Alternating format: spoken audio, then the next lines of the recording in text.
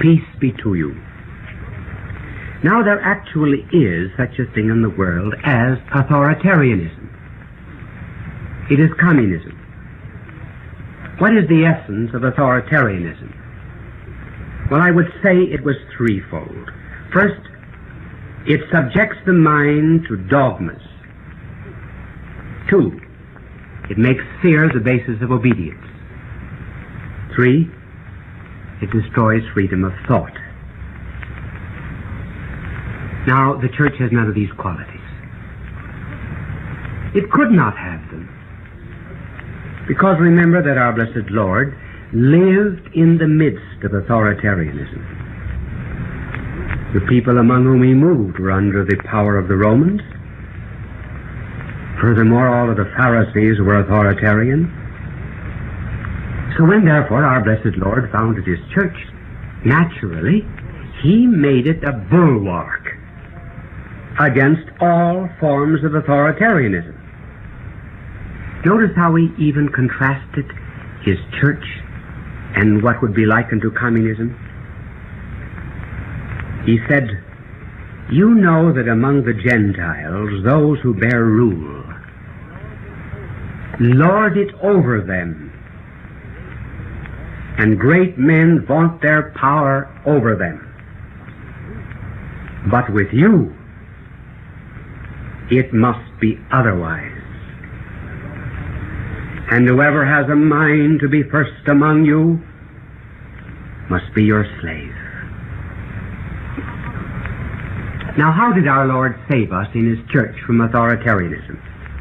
We're going to contrast here the three characteristics of communism with three characteristics of the church. First, our blessed Lord established a church in which, one, we do not obey a system, but a person. Two, in the church, the basis of our obedience is not fear, but love. And thirdly, in the church, freedom of thought is saved by reverence for the truth. Now let's take these up one by one. First of all, dogmas. In communism and in any other form of authoritarianism, one has to submit to a system, that is to say, a very complicated network of assumptions, codes and directives and orders, which are very often abstract, such as, for example, the dialectical materialism of communism, the theory of class conflict, and the labor theory of value. But as Catholics, we do not subscribe to a system of dogmas. We begin with the person of our Lord continued in his mystical body, the church. What is faith? Faith is the meeting of two personalities, you and our Lord. There is no adhesion to an abstract dogma, but rather a communion with a person who can neither deceive nor be deceived. The authoritarian starts with a party line. We start with our Lord, the Son of the living God, who said, "I am the truth. I am the truth." In other words, truth was identified with his personality.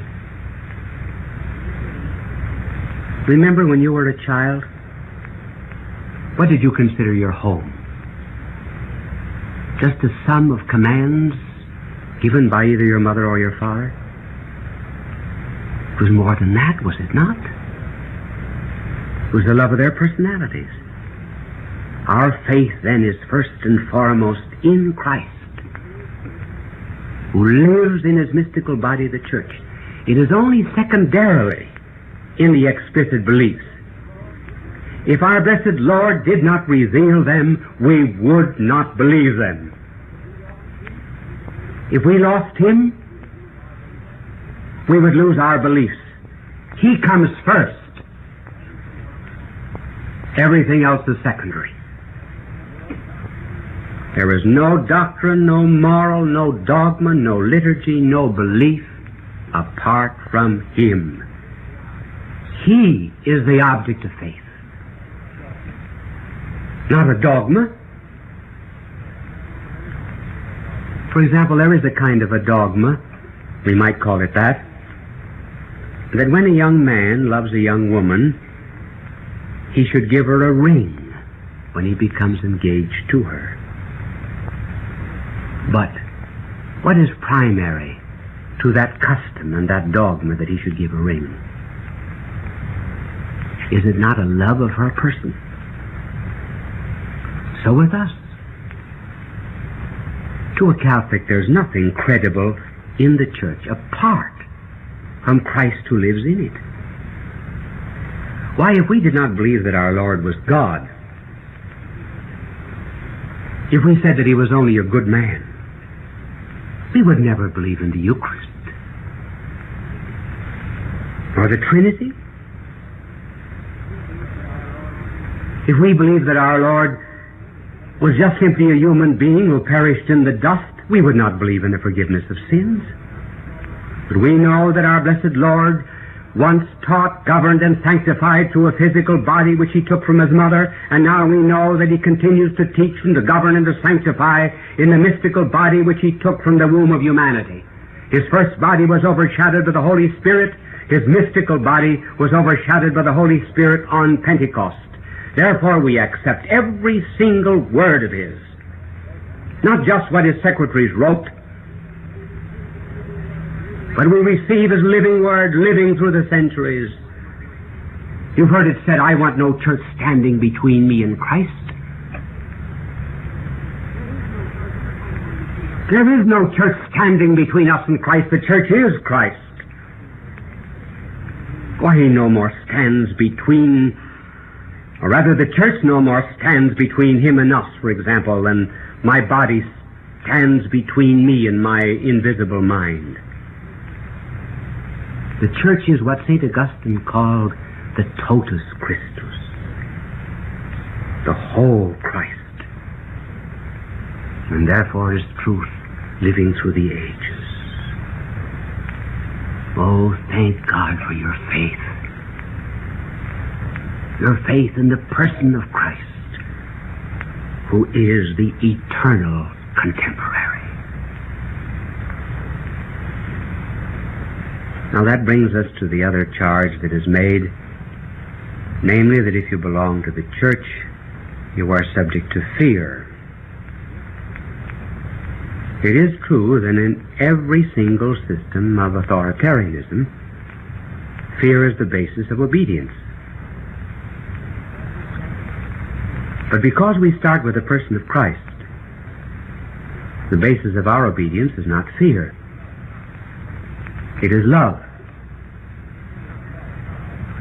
You cannot love dialectical materialism, but you can love a person. And between our Lord and us, there's a bond of love. And these two are inseparable. That is why our Lord did not communicate to Peter the power of ruling and governing His church until St. Peter told our Lord 3 times that he loved Him. The power to command in the church comes only from obedience to Christ. Therefore, the submission that we as Catholics make to the church is something like the submission that we make, well, to one of our most devoted friends. It's like the obedience of a son to a loving father. We do not feel any distance between our Lord and us. As a pupil becomes more and more attached to his teacher, the more he absorbs the truths of the teacher, so too we become more and more united to Christ, the more we love Him, and also the more of His truth that we absorb. The more we know our Lord, the more we obey the truth manifested through His church, the less we fear. That is why Scripture says, perfect love casteth out fear. The more His truth is ours, the more we love Him. And when we fall away from the faith, God forbid,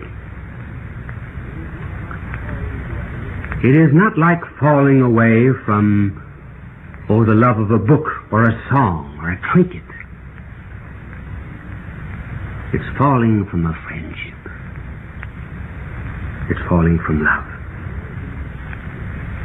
I really cannot imagine anything more cold and more enslaving, more paralyzing to human reason, more destructive of freedom than that thing to which millions of people are prostrating themselves every day, namely the terrible anonymous authority of they. They say they are wearing green this year. They say that Catholics adore Mary. They say that the hair will be worn shorter this year. They say that Freud is the thing. Who are they? Countless slaves and puppets are bowing down daily before that invisible, tyrannical myth of they. No wonder dictatorships arose to personalize that terrible slavery. These millions will not accept the authority of Christ who rose from the dead, who continues to live in the church. We know whom we obey. They do not know whom they are obeying. They cannot point to the persons or to the object behind that terrible anonymous they. But thank God we know. We obey our Lord in the church. And the very negative proof of the fact that it is love that binds us is in the thousands and thousands of letters that I have received in the course of years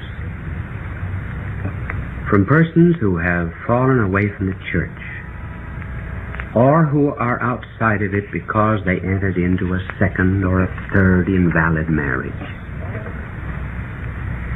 All of these letters express invariably a great unhappiness on the inside, a boredom, an ennui, a disgust, and an anxiety. Not because they have broken a law,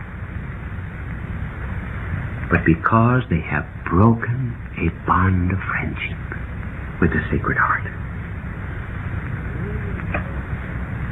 Their loneliness also bears witness to the truth that when there's no person to love, there's no certitude. There's only subjection. When there's a love of Christ, then love begins to believe everything. And since no one can ever surpass the love that Christ showed for us in redeeming us and founding His mystical body, the church, there can be no greater certitude in the world.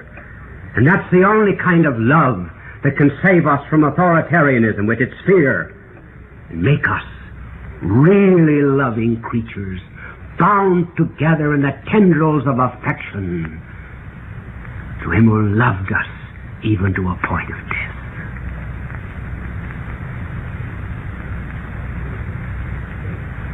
Now that brings us to the third point.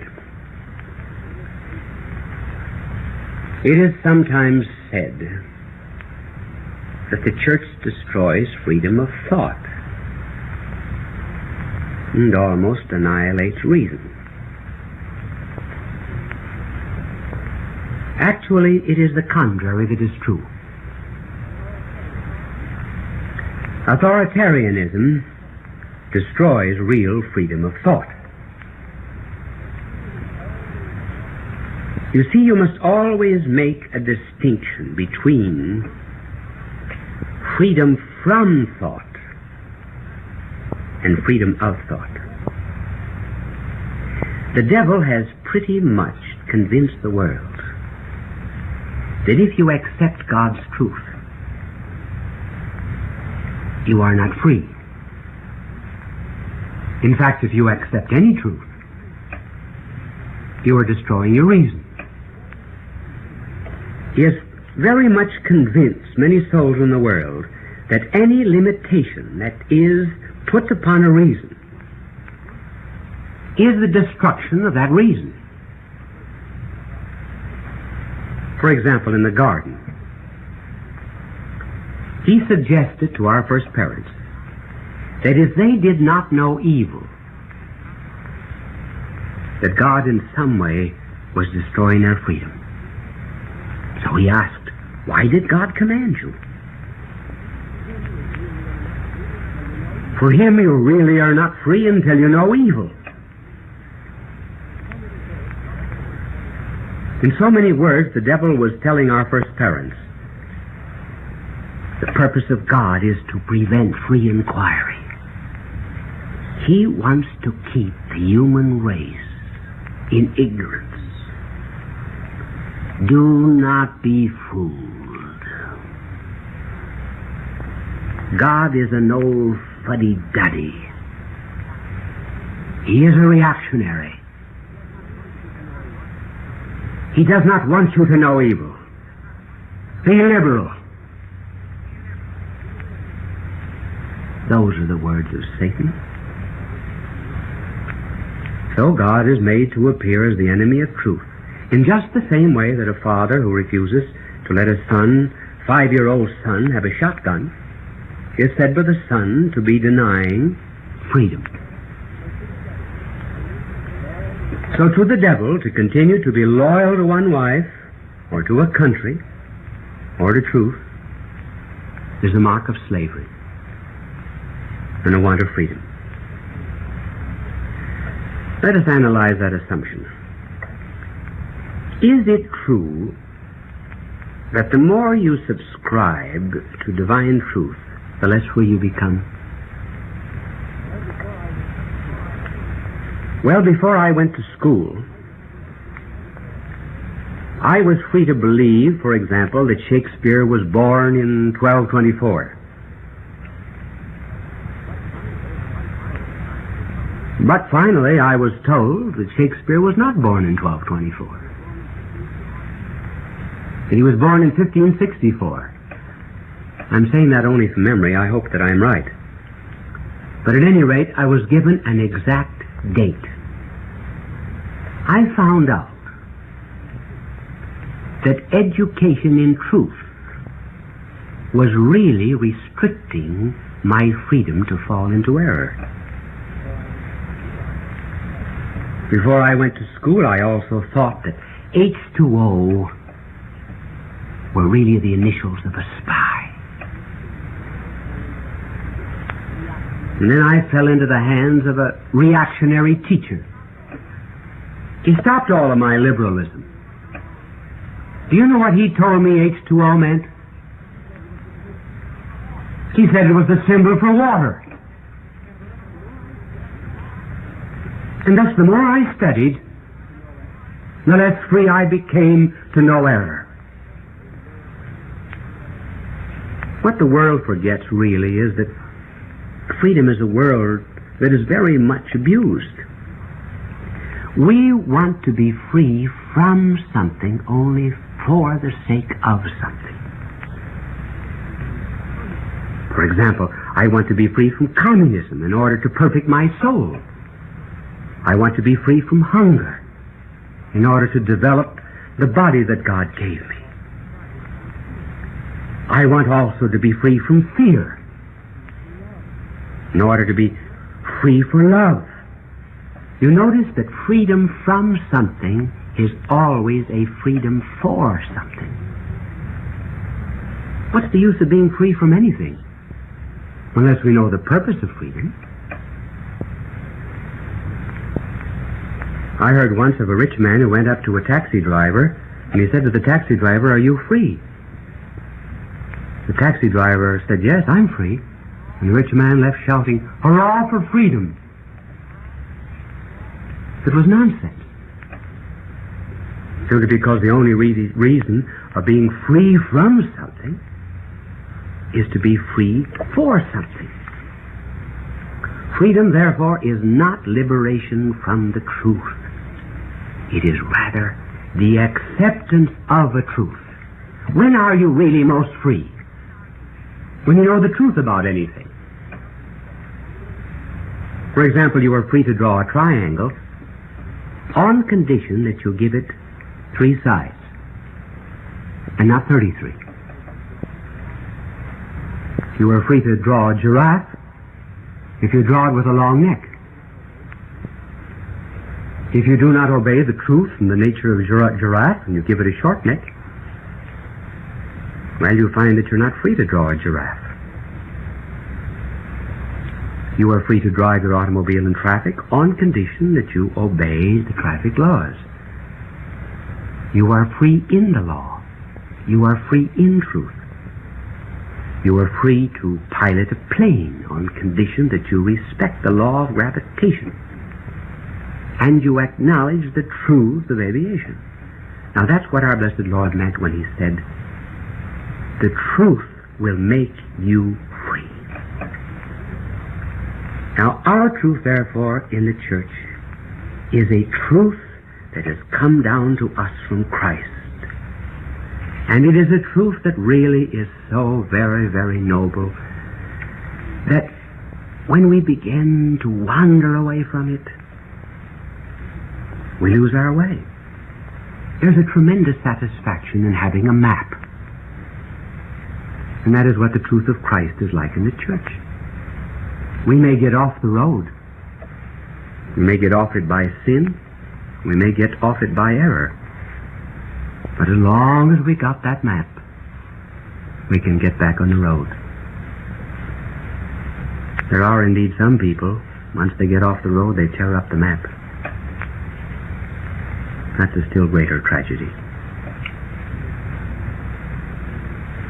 The church, too, really is very wise because it always teaches us both sides of a question. I taught philosophy in a university for 25 years. And I noticed that anyone and everyone who taught in the university always knew both sides of a question. For example, everyone in the Catholic university where I taught, everyone knew the opinions of the modern world in any given subject. In philosophy, for example, we knew Marx and Sartre and Heidegger, Jaspers and Freud and the like. But do you think that the teachers in secular universities knew anything about Christian thought? They know only one side of the question, not both. Look at the papal encyclical on communism. Communists once told me that the clearest and finest explanation of communism that he ever read was in the Holy Father's encyclical on communism. He gave both sides of the question. Look at that great work of philosophy and theology called the Summa Theologica of St. Thomas. Every single question that great mind teaches begins with a doubt and a difficulty. Then he answers it. We know both sides of the question. Those outside the church know only one side. And frequently, it's the wrong side. Our freedom, therefore, is not an independence of truth, but rather dependence in love. That's the joy of being a Catholic. Perhaps I can make it clear with this analogy. On an island in the sea, there were children. Around the island were great high walls. Inside of those walls in the island, children sang and danced and played. One day some men came in a rowboat to that island. They were reformers. And they said to the children, "Who put up those walls? Someone is restraining your freedom. Tear them down." and the children tore them down. Now, if you go back,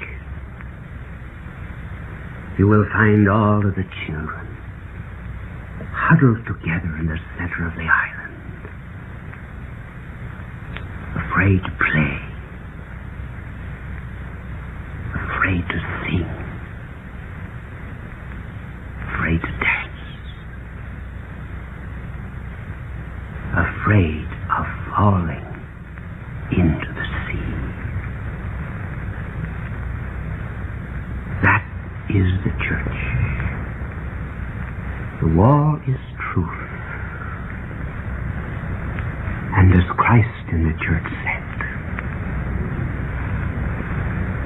if the Son of Man makes you free, you are free indeed. God love you. I see we have a young audience in the $5 seats.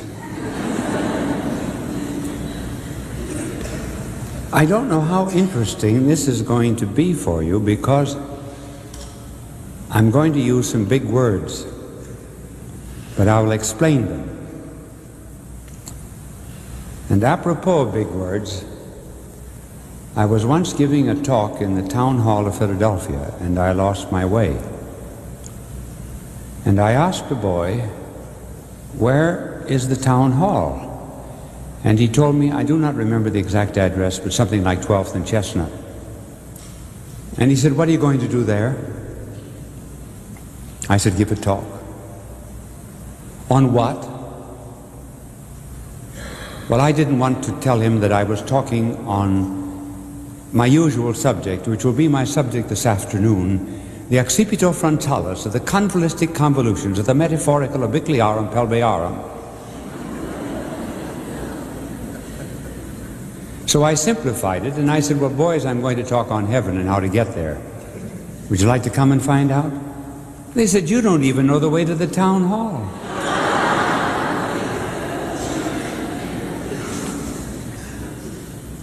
And another story comes to my mind about big words.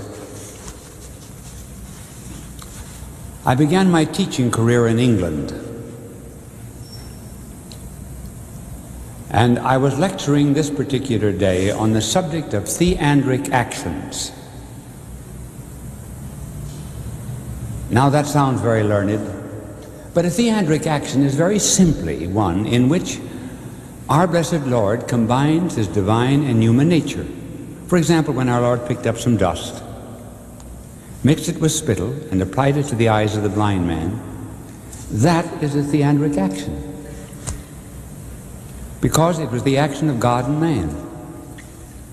But when you explain it to a class, you never make it that simple, otherwise you'd never be a teacher.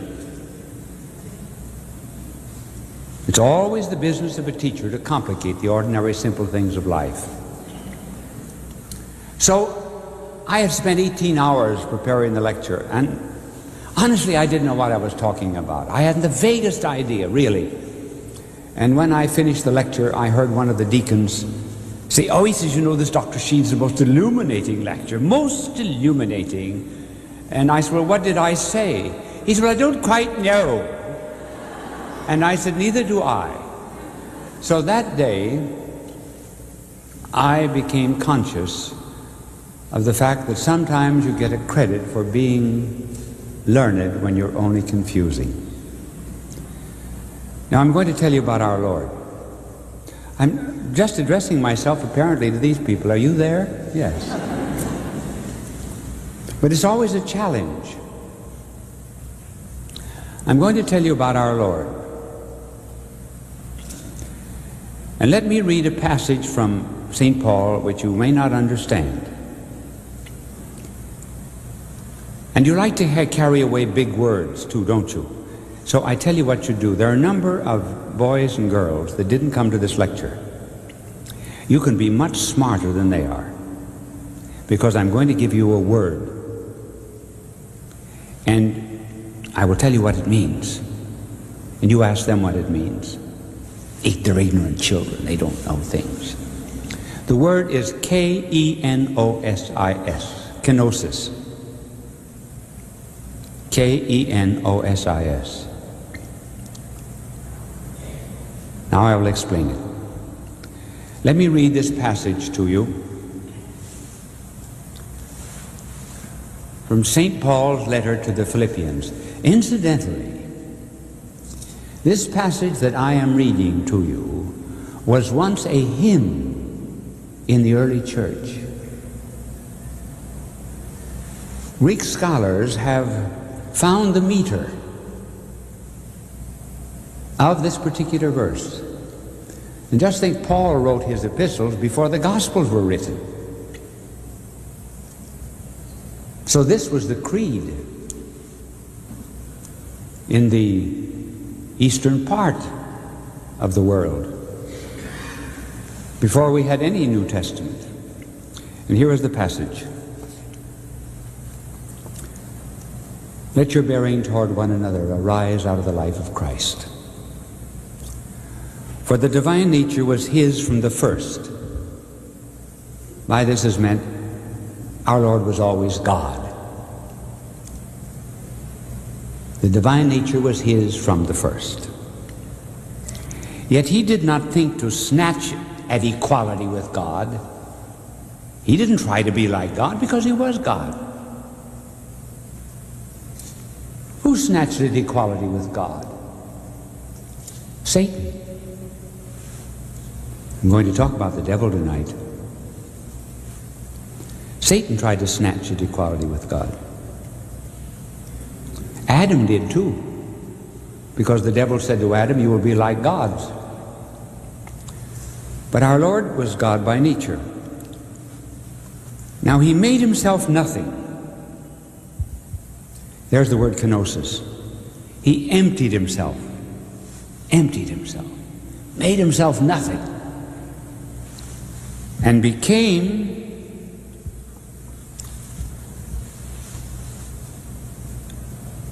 assuming the nature of a slave. A slave. What does a slave do? A slave does two things. He does dirty things and hard things. So, our blessed Lord, who was always God, became man.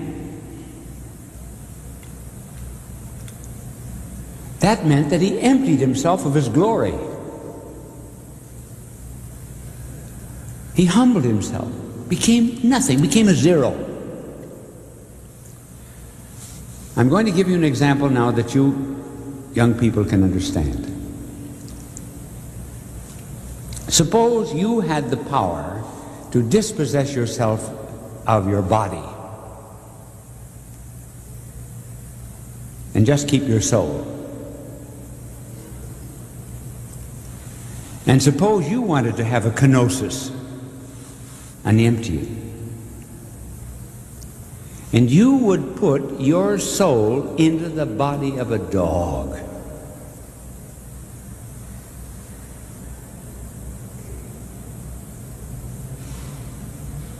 Now think how humbling that would be. To take your mind, your understanding of things, and when you put it into the body of a dog, you would not exceed the limitations of that dog nature. First of all, you could speak, but you wouldn't speak, you'd only bark.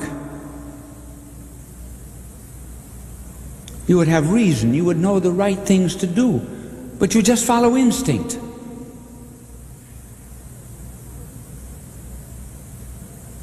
Then there would be another humiliation.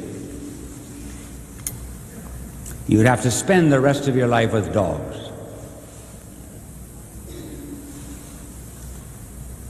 Run with a pack.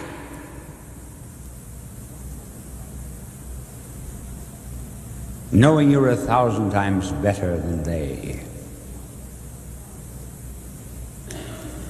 Now, if you would find it humiliating to go into the body of a dog, what humiliation is it for God to become a man?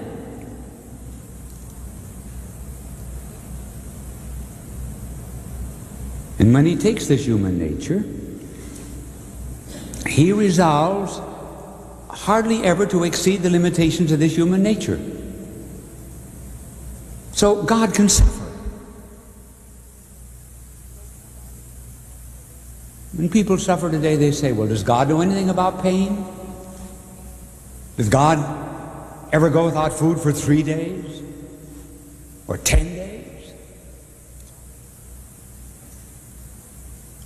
Did God ever thirst? Does God know anything about the wounds of those that are brought into accident wards and hospitals? Was God ever ridiculed and mocked? Was he ever in exile? Does God know what it is to be in prison? Yes. When he became man, he could suffer. And then in addition to that humiliation, he had to spend his life with men. Now you children know that sometimes if you don't know the answer to a question, the teacher may get impatient because she finds it hard to be with dumb kids. Now think how hard it is for God to be with dumb men. This infinite intelligence with those who are tardy of understanding. And they would ask him, what's the meaning of this simple parable? Now this is the person of our Lord, and this gives you some idea of what Christmas is. Because you see God in the form of a babe. Now why did he take upon himself our nature? St. Paul says he became a slave. And the slave does hard things.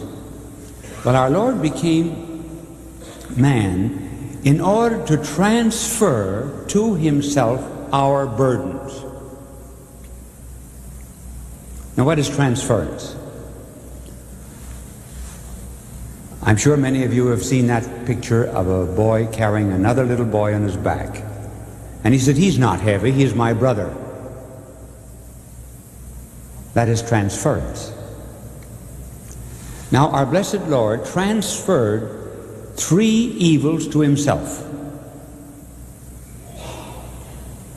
All the evils of the world can be reduced to 3. Physical evil, like pain.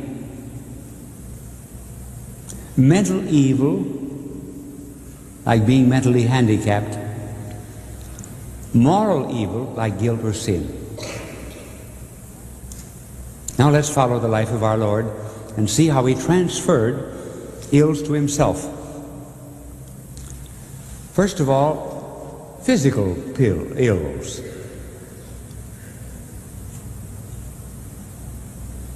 We read in the Old Testament prophet Isaiah, and Matthew repeats it, that our blessed Lord took upon himself our sicknesses and our illnesses.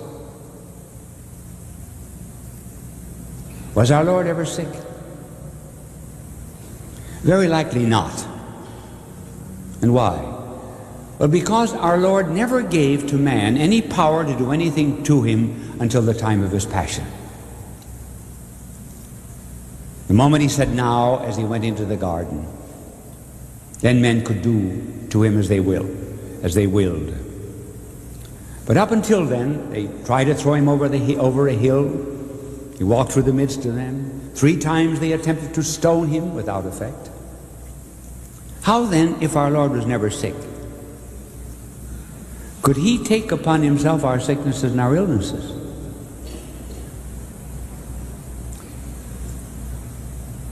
By deep sympathy.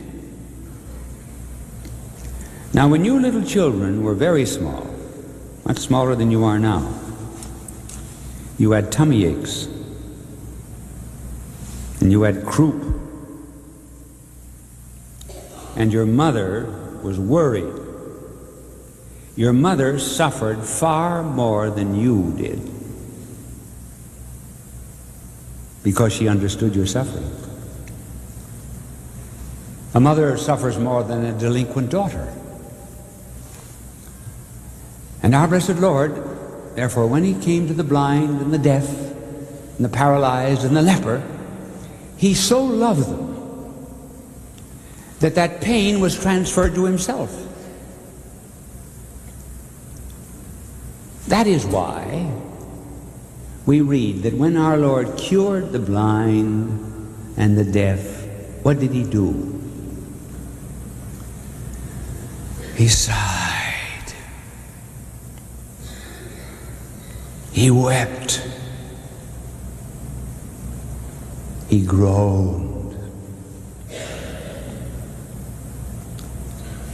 All of these agonies he felt. I'm sure, for example, when our Lord cured the blind, that he felt the blindness of a Milton. When he healed the deaf and sighed, that he was sensitized to the deafness of a Beethoven. So our blessed Lord, therefore, transferred to himself all the pains that we could ever suffer, so that we would never say, God does not know what it is to suffer. And then, having overcome all of that in the resurrection, he gave us the example of being patient under trial. So our Lord, therefore, transferred to himself physical ills. Now let's go into mental ills. Mental ills would be mental retardation, doubt, atheism, deep sense of loneliness at having lost the faith, despair. All of these people have to be redeemed. And how could they be saved except by the Lord taking upon himself those effects of sin? And he did that at that moment when the sun was ashamed to shed its light upon the crime of deicide and hid itself at high noon. And in the darkness, our blessed Lord uttered that cry, my God, why? All the whys that have ever been asked in the world, he took upon himself and uttered that cry, which is one of the verses of a psalm. But the end of the psalm ends in joy. Again, to remind us that mental ills as well as physical ills can be borne in the light of the resurrection. And then he took upon himself moral ill or guilt. This was the principal reason for his coming. We owe a debt to God, a debt we cannot pay. Our Lord takes this debt upon himself. As a matter of fact, we deserve death because of sin. So our Lord takes death as a penalty upon himself. And he allowed, therefore, in the garden all the sins of the world to enter into his soul. I think all of the thefts of the world were put into his hands as if he were guilty. All the blasphemies of the world soiled his lips as if he had spoken them. And the agony of that guilt, being innocent, was so great that it brought from out of his body drops of blood falling upon the crimson olive roots of Gethsemane, making the first crimson rosary of redemption. And then on the cross, paying the ultimate debt of death. And how explain innocence taking upon himself our sin? Well, let us go to the Burma Road, World War II. A number of Japs had prisoners under their custody, and at the end of the working day, the Japs noticed that a shovel was missing. They gave an order that unless the shovel was returned within 5 minutes, 10 men would be shot. At the end of 3 minutes, no one admitted the guilt. Then one man stepped forward and he was beaten to death. When they got back to the camp, they found all the shovels.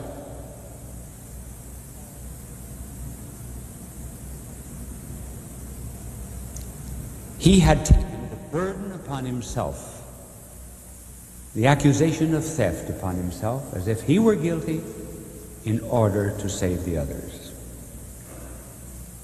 Now that is what our blessed Lord did on the cross. That is why the crosses are very important in our lives. Then summing up now all that our Lord has said. What does the word keno? Do you know Greek? You do.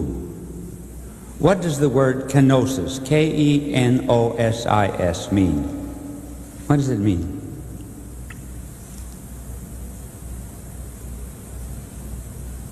Empty. That's right. Huh? Empty. Making himself nothing. Our Lord emptied himself, made himself nothing. That's what it means. Now this we have described in order that you may come to a deeper understanding of what the life of Christ is. And the application of it is that we have to transfer to ourselves very often the guilt of others. There's a price tag on every soul in the world. Some are cheap, others are very expensive. And we have to bear their burden, pray for them, sacrifice for them. I remember once I was hearing confessions on the eve of the first Friday of the month. And a young woman came to confession, into the confessional, and said, I don't want to go to confession, I just want to kill time.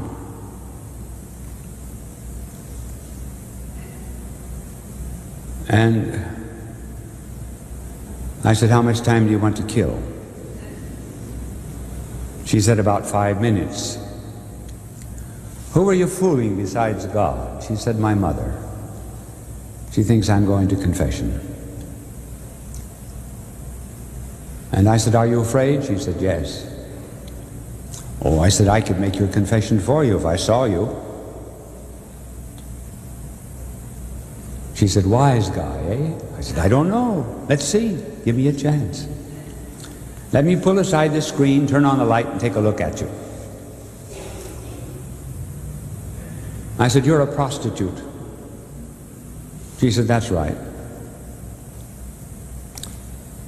That is my life. But that's not all. Something else much more serious. I begged and pleaded with her, to no avail. I asked her to go up and kneel at the communion rail for a few minutes. She said, I will think about it. I met her in the church steps, asked her again. She said, after a half hour, I will tell you what it is and then run. She said, I made a pact with the devil. She said, I'm frightened to death. And she ran. I heard confessions that night, and I asked every penitent if they would say a rosary for the conversion of a sinner. One refused. Interesting that one should refuse. I finished hearing confessions about 9 o'clock. I went up and knelt at the communion rail, praying for her, 9 o'clock, 10 o'clock, 11 o'clock, 12 o'clock. 12:30 midnight, and I heard the church door open. It was this girl. I went back into the confessional, and she went to confession. Here was a transference of someone else's guilt to another. Hence the importance of praying for one another, particularly for those who have morally and spiritually lapsed. Just as the clouds will pick up moisture from the sea and carry it over a mountaintop and then drop it on arid land, so too the prayers that we offer are carried by the Spirit and dropped on other souls that need it. The whole work of redemption is therefore being carried on. I may possibly in another talk show you how, in a very special manner, the cross is magnified in our own lives.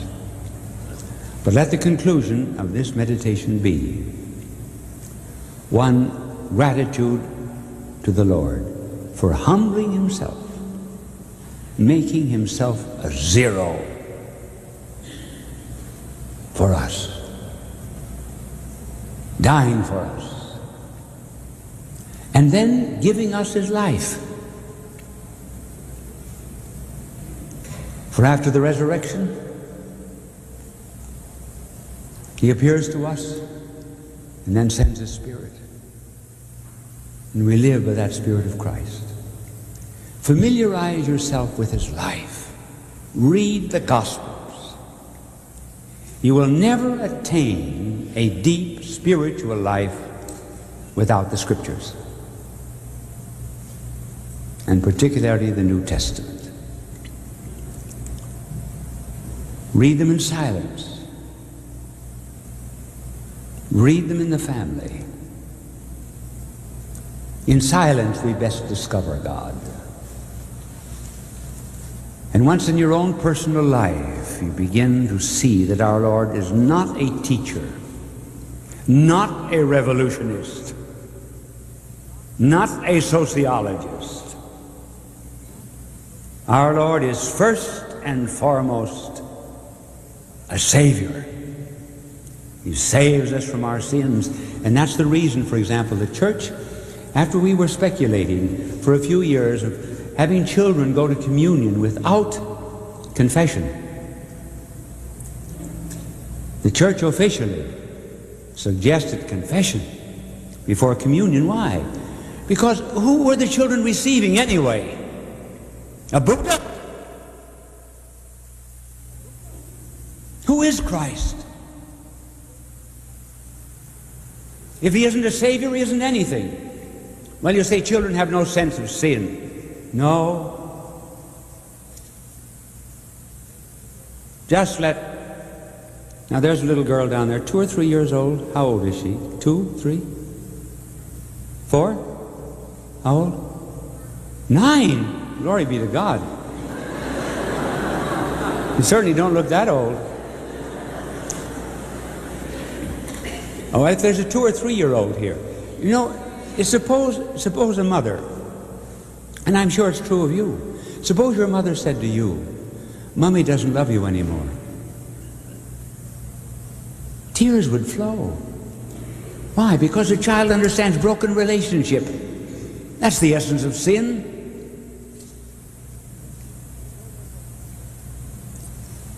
And so therefore when we receive communion, we're receiving a Savior.